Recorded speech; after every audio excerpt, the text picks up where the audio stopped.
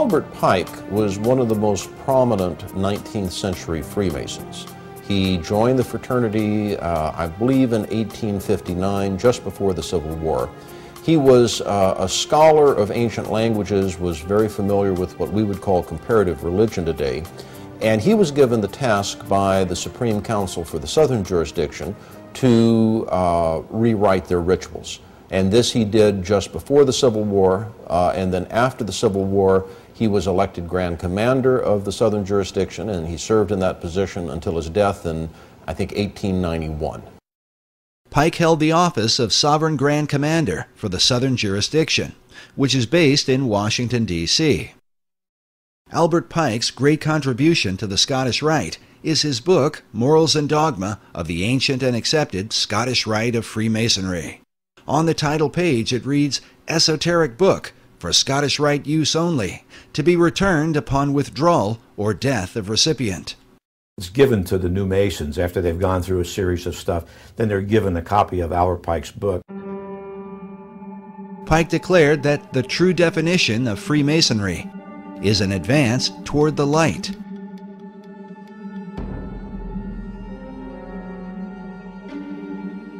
The question then becomes, what is the light of Masonry? Many believe the answer comes from Pike's own words. In Morals and Dogma, Pike wrote, "Lucifer, strange and mysterious name to give to the spirit of darkness. Is it he who bears the light? Doubt it not."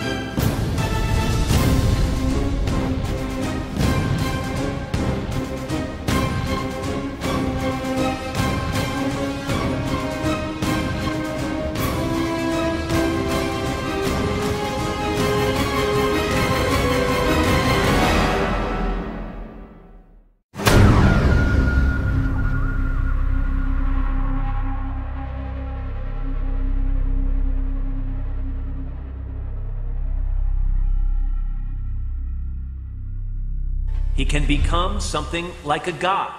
You might be surprised to learn the founders had a similar idea. There is a painting in the Capitol. Yes. Tell me about it. Well, it's a painting that I was shocked to find was there. I said there is a painting called The Apotheosis of Washington. Apotheosis meaning the God-making of Washington. George Washington becoming a god. It seemed almost irreverential. It was like, how can a man become a god?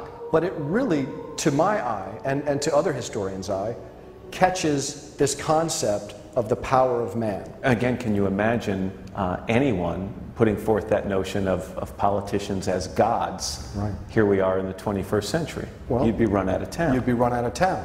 There was a statue of George Washington that sat in the Capitol. He was unclothed. It was a model of a statue of Zeus. It was George Washington as a god. Right. Kabbalists say 13 represents man's ability to go beyond the zodiac, to ascend above the stars of heaven. With this in mind, consider this phrase inside the Library of Congress: "To lo they build, who build beneath the stars." For Kabbalists, the number 13 is not unlucky, but refers to their concept of God. The word Shekinah represents the manifestation of God's glory. It is taught that the Shekinah glory of God shone in Solomon's temple when it was first dedicated. This picture shows a group of Freemasons reenacting this dedication ceremony. But in the Library of Congress, we are faced with an interesting puzzle, as we find these words painted on the wall: "The true Shekinah is man."